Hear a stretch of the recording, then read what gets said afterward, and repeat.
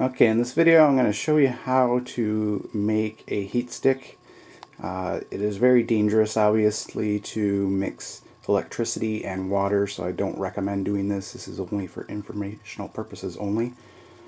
I plan not to use this at all to heat water or anything of that nature, just as a disclaimer. But basically what you're going to need, our good old friend, the JB Weld. Works really well at this project. You want to basically use that to encase the electronics so that it does not get wet. Another thing you're going to need is some sort of cord. You want to make sure you match up your cord to the heating element that you get. For example, I have a 1500 watt heating element that I plan to use, which comes out to be about 13.5 amps, I believe, 12.5 amps, something like that. So I have a cord that is rated at 15 amps. You want to be careful going any higher wattage-wise of the heating element, unless your house is really up to code, up to 20 amps for a 2000 watt amp. Also, if you're doing multiple of these, if you're going to plan on using them for boiling, you'll definitely want to run them on separate circuits because you'll easily trip a breaker. Some of the other pieces that you're going to need is your plumbing pieces. The handle itself is just a 6-inch PVC pipe. Make sure it has the screw-on end so you can attach it to the 12-inch chrome pipe, which is basically going to hold your heating element. And also make sure you have the screw-on piece for the chrome pipe, as well as the gasket on the inside there. That's going to keep the water out from the electronics of your heating element. This piece of PVC, I'm not even sure what it is. It's just like just an adapter of some sort. I'm going to use to strengthen the handle, so that way it's a little more stable. It doesn't seem like it's that stable, and I want to make sure I get a good seal. It's kind of a bit too small to fit in there, so what I plan to do is put some electrical tape around it to build it up a little bit on both ends, and that way it'll be able to fit in there nicer and create a more stable handle that doesn't fluctuate and move and let any water in. For the end cap, this is just a 3/4 of an inch PVC spacer, and it has the end cap. It's a 1-inch end cap on the end. I've already pre-drilled it for the cord to go through, and basically that's going to sit on the inside of your handle. Also, it doesn't fit very well because it's a different plumbing, so they don't really fit. Again, I'm going to use the electrical tape to build up the 3/4 pipe to fit in there nice and snug. Also keep the water out. You're going to want to put a ground on the inside of your pipe. So what you're going to need to do that is drill a small hole and get yourself a small screw as well. You can get these machine screws at pretty much any hardware store. Get a washer for it, as well as the nut to go on the end. And when you actually install it, you definitely want to put some either JB Weld or some high temperature silicone to keep it from getting water in that little hole. I made the hole as small as possible that I could to actually get that machine screw in there. I made it slightly smaller than the screw itself, actually, so that way it fits really tight. It takes a little bit of effort to get it in there, but like I said, a good snug fit is good.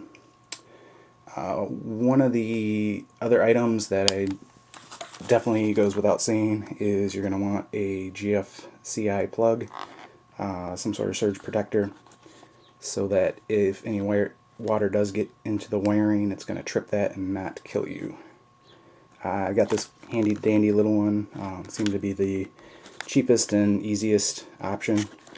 It's just a little plug adapter, and it was $13. Obviously well worth the investment, but there's plenty of other options out there, but this seemed to be the most portable as well as easy. I didn't have to build anything. It would probably cost me 20 bucks if I would have bought the parts for it. So it was already pre-made, kind of nice to have.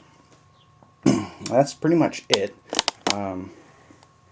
Basically what you're going to want to do is feed that wire all the way through. Let's see if I can set the camera up here so I can do that for you real quick. You're going to want to take your wire, you've cut your, or drilled your hole through the end here, so you're going to want to put everything in order. So you'll slide that baby on there. I'm going to need a little extra slack here for that cord. You want to take your end cap that you drill the hole through with that 3/4 coupler and feed your wires right straight through that. Pull it all the way up and through. And next you're going to want to put your handle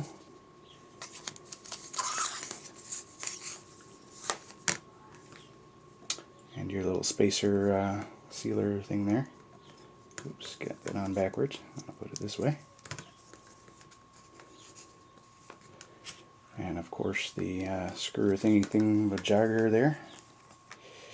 Okay, next, like I said, I'm going to use this as a little reinforcement for the handle itself, which I think you want the bigger end on this side here, so that way you're not using too much electrical tape on it. Slide that baby up there. And what do we got next? We have the chrome pipe itself. Slide that up on there. And now what you're going to want to do is put your wiring on there. You'll have the ground wire, which you're going to attach to that screw on the inside. You have the screws for the element itself. Basically just connect the one wire on there, and then the other wire on top of that.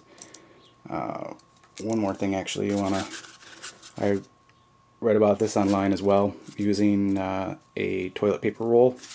What you're going to want to do is cut off part of the end. Just grab some scissors, snip off a portion of that. It's not giving me any slack there. Hold on here.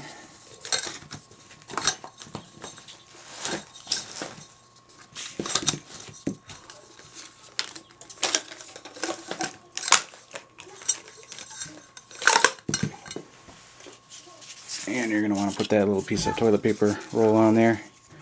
That way once you get your wires connected onto there, you're going to slide this up here, and you can dump your JB Weld right down in the hole there. It'll create a nice nice seal around it, so that way no water is getting into those connections. Once you've done that, you're going to want to put the element right into there snug. Grab your little washer, rubber washer that came with the 12-inch pipe. Get your end cap on there. You're going to want to put some JB Weld on the inside there too as well.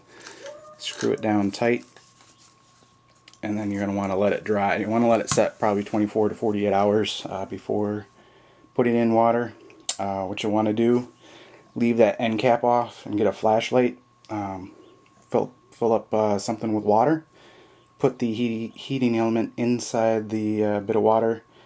Shine your flashlight down in there. Make sure there's no leaks, nothing's coming through on the bottom there. But mainly that's it. It's again another easy project. Cost for it cost about 40 bucks for everything. Main thing is the heating element's about $10, and the cord is about 11 or 12. So those are the biggest cost items. Not including in that cost is the GFCI plug as well. Like I said, that was 13 bucks, but obviously well worth the $13 to save your life. But an easy project again. Kind of cool to have a heat stick. You can use it to heat your mash if your temperature's dropping too much. You can stir your mash with that. Also, I'm going to use it for my hot liquor tank, which had the other video with the sight tube put on it. I plan to use it in that to heat my mash water before going into the mash. Obviously be very, very careful. Again, mixing electricity and water is not a good thing. It's very dangerous, could kill you, could kill anybody in your family, so be very, very careful. I always use the GFCI plug as well. And also you don't want to have it turned on unless you have the element fully submerged. It'll get red hot, like a red hot poker, and could really do some damage. Also, it'll burn out the heating element as well, so you always want to keep that thing submerged whenever it's plugged in. I've heard they cool off really quickly, and actually in the water itself they're not that hot, so as long as you keep them submerged and before you plug them in, you should be good. And that's pretty much it. Another cool, easy project, and again, kind of fun and cool to have one.